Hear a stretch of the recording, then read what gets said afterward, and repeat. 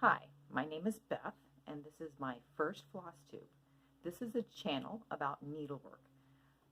My first Flosstube is going to be how to set up a specific kit, but mainly to show you how you can set up any needlework project, especially a counted canvas or needlepoint.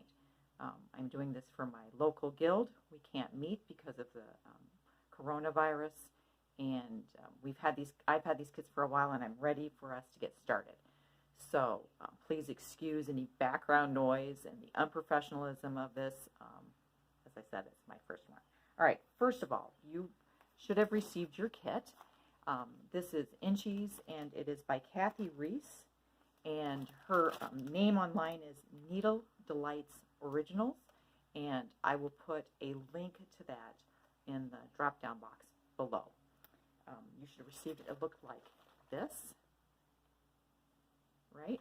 And it comes with all these beautiful fibers. Okay.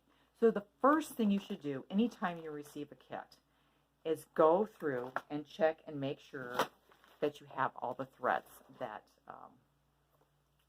she said would be included in the kit. Please remember that all designers are human. There's no robots packaging kits. So they can make mistakes just like us.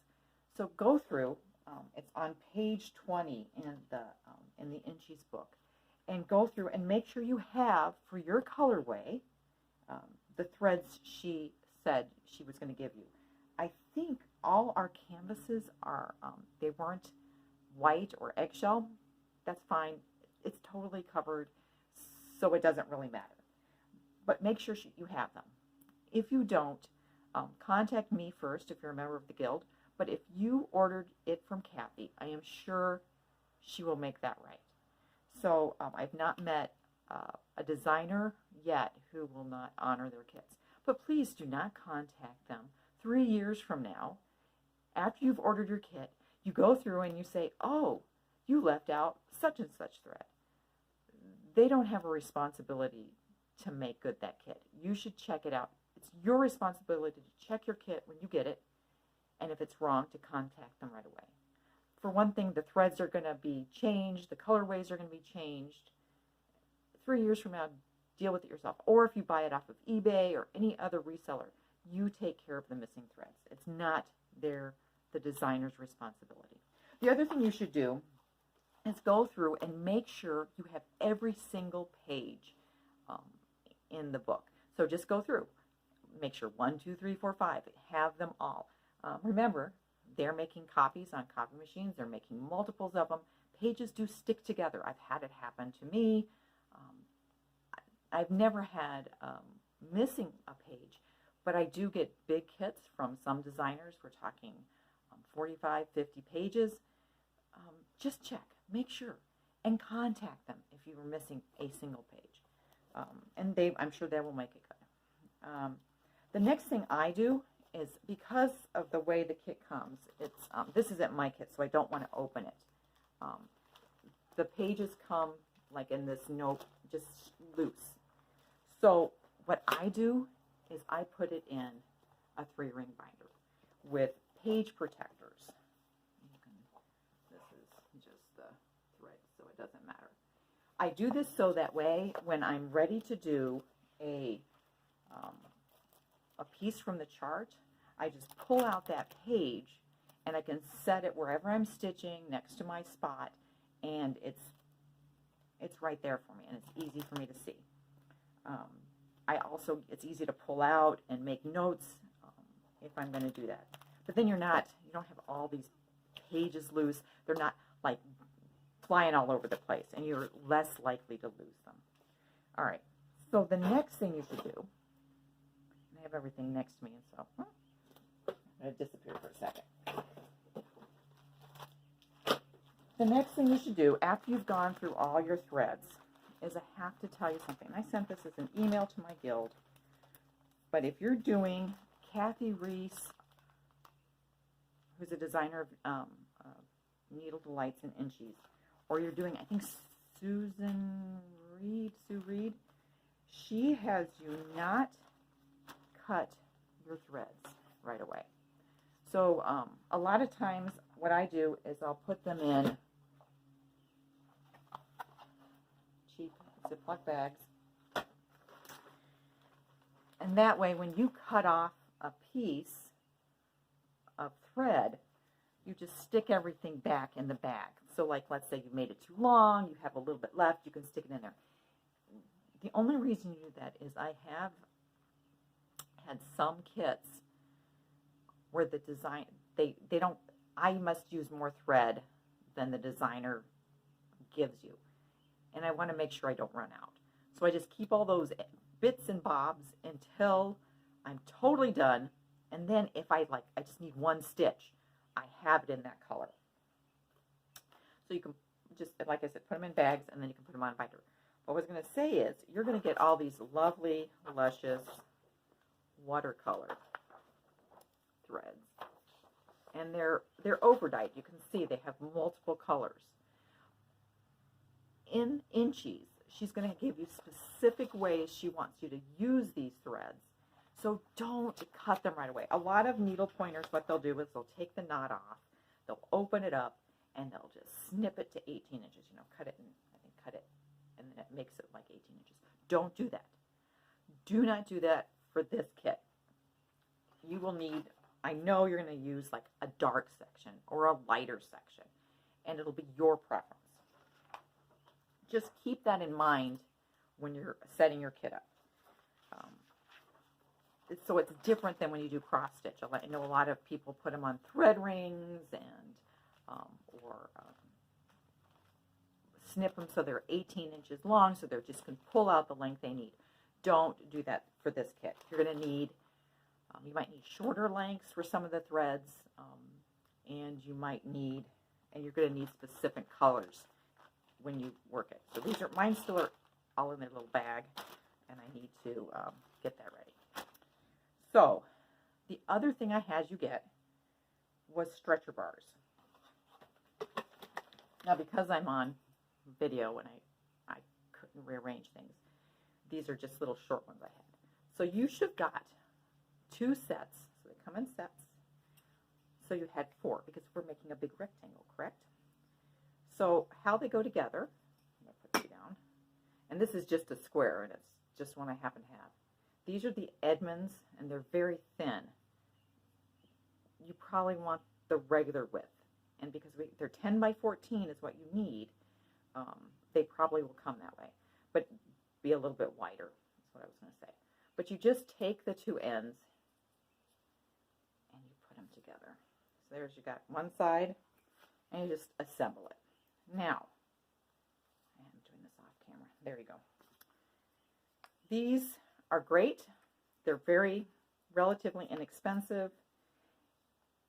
And I know we do not have a local needlework store. I would actually suggest buying them off of Amazon.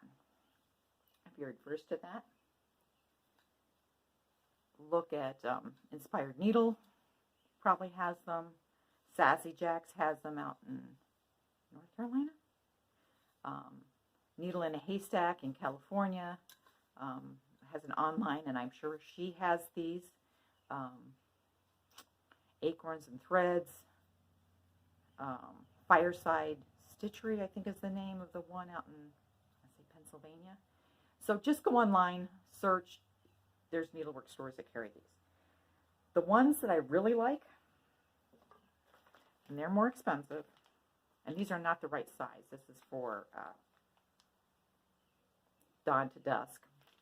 Yeah, we're not going to discuss what I'm going to start. Anyway, they're called Evertights. So can you see that? Evertights. And you have to order them from a needlework store. And what's nice is they have these, see them? The little screw things in there. And I'll show you how to use those. Okay, so these are really too long, and these other ones are too long too. But you assemble them the same way. They can be very tight. Like I can't do this right now by hand. I would have to sit on the floor, get a hammer, pound them together. If you do a lot of needlepoint, these are nice because you assemble your rectangle or your square, and then when when you put your canvas on, you can make your canvas drum tight. Very, very, and I really, really like these. But they are pricier, so they are an investment. I think Gary and Vanna mentioned somebody, I want to say that's called Adjust-A-Frame. I think it is Adjust-A-Frame. And they're made in Illinois, and they're similar. The thing is, for those, you need one other tool. You need this little hexy, little hexy screw thing. I got this at Harbor Freight. You can get them at Lowe's, Menards. You need them to tighten the little screws up. So you need the frames, and then the other thing you're going to need are tacks. And that was the one thing I forgot to tell my Bill to get. You know, we're not meeting, so it's hard. This is my local needlework store. It's closed. There's not that many normally in them. But anyway, it comes in this little box. Sometimes you can get it with like a little hammer thing to push them in. This is to take them out. So, the other thing you got in your kit was a canvas. Now, our canvas, Kathy was lovely and taped it, the edge. But I will show you. I don't, on needlepoint canvas, you do tape the edge rather than like on linen or Ada, you can do a zigzag on your machine. This canvas is kind of tough. So if it's hard to do it like a zigzag or a blanket stitch around the edge. I wouldn't recommend it on a machine. What I do most of the time is I buy this, well, I have this cheap blue tape, and I put it around. Now this was from a class. This is Autumnal Abstractions by Joni Stevenson. I think that's her last name. We took it as a workshop. You can see I'm not very far along. But I think she had us frame up, and I don't think I didn't have tape or something. So I put the tape on the edge. The good thing about this is, let's like this little tack isn't all the way in, but it's harder to catch your threads. The reason you put tape around the edge is so that your threads don't catch on that rough edge of your canvas. The other thing is, it's been mentioned, don't use masking tape. I heartily agree with that. I have used masking tape. You can cut this off when you frame up. It's not that much. You can cut that little bit of sticky off if you need to, and I have done that. But masking tape leaves sticky residue. So yeah, not a good idea. The other thing you should do, and I haven't done it on this one, but you should generally mark T for top on needlepoint canvases. A lot of designs, when they're geometric, you're like, when you, like, let's say you put it down and you don't work on it for like 3 years, and you go back and you say, oh, shoot, what's the top? Where's the bottom? Now what am I going to do? So if you mark it T for top, that saves that embarrassment. Now, all right, so you have your frame. You put your frame in. Now, I put one tack on my canvas, and this is the thing that we need to talk about getting this put together. So you've gone through your kit. You've made sure you have all the threads she said. You've counted your pages. You've assembled your little frame, whether you have Evertights, Adjust-A-Frames, Edmonds, whatever you're going to use. Now, if you're using the Evertights, you will notice, see that little screw in there? Let's see if I can get that to focus. There it is. See that? Notice how I don't have it up against this wall. I have retracted it. It should have come that way, so you want it to not be touching against, and then we will play with that. All right, so you have your tacks. I've got to find my tack box that I just lost. Open it. I like these tacks. You can get them from Amazon, I noticed. But again, if you haven't ordered your stretcher bars, when you order your stretcher bars, you need these tacks. Just get them all at once. Remember now, during Corona, shops are having a hard time shipping. It is taking longer. All right, so I almost always, I don't want to say always, for some reason, start on the shorter side. It's easier for me to straighten it up and get it on. Now, the nice thing about Evertights also is they have a mark.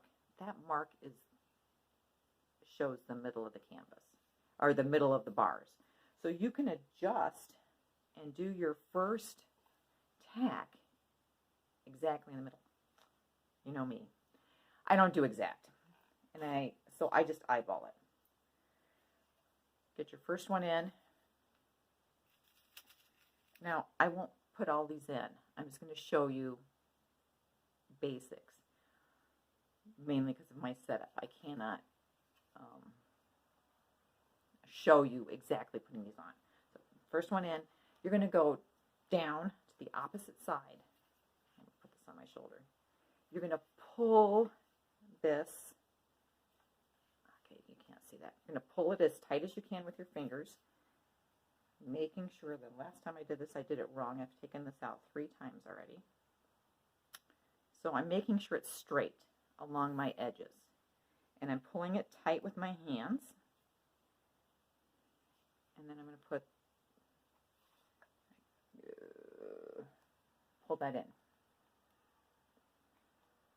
Probably more information than you need. So I've got one on each side. Now, I'm not going to do the rest. You've got this long side. You're going to do one here, and then go across to here. Now, pulling it as tight as you can. Then you're going to go and make a big X. And it doesn't matter how you do it, but you want to go diagonally. So up here, down at the bottom. Over here, up at the top. Then you're going to go on the short side again. You're going to go up here, down across. Up here, down across. Pulling it as you go. When I mean pulling it, I mean you kind of pull it with your fingers a little bit, and it holds it tight. You're going to want to put quite a few in. Like this one, I'm trying to see, 1, 2, 3, 4. I did 4 on one side, 5 on the other, so a total of 10 across this way. And this is, see, these aren't Evertights, but they're, I don't know, 12-inch canvas. So you've got 14. You should probably add 6 to each side, 12, and then probably 4 or 5 across the top. And you just keep pushing them in, and this will make it, see, I haven't played with this canvas since 2014, or maybe 2015. It's still pretty tight. If it starts to sag, you want to take out all these tacks and re-stretch it.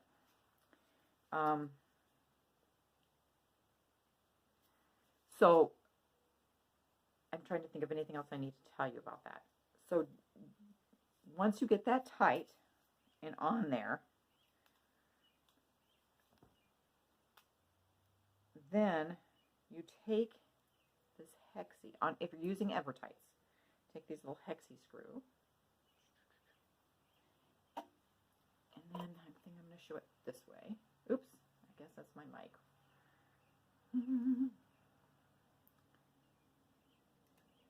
And it's not going to take very many turns. It's hard to see this. I got the right size. This is hard to do without moving. Let me move this so I can make sure I got the right one. Am I going the right way? Wrong screwdriver. I was playing with this with my husband. He wanted to see. He's like, "What are you doing?"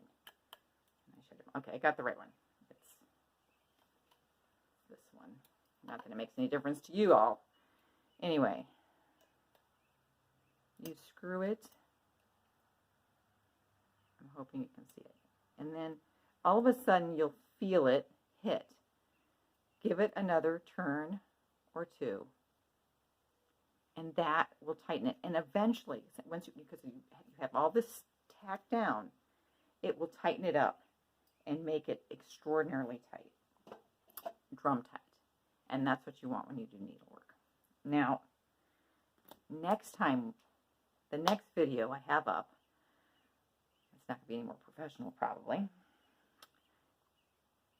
I will show you where to start on your canvas, and I probably will show you the first few stitches. I'm also going to recommend a book because we're not meeting. I feel like I need to. I won't be able to show you charts, but if I can tell you a book, that would be a good reference. Hopefully that'll help. So until next time, get yourself framed up and ready, and we will try to get this Inchies project going.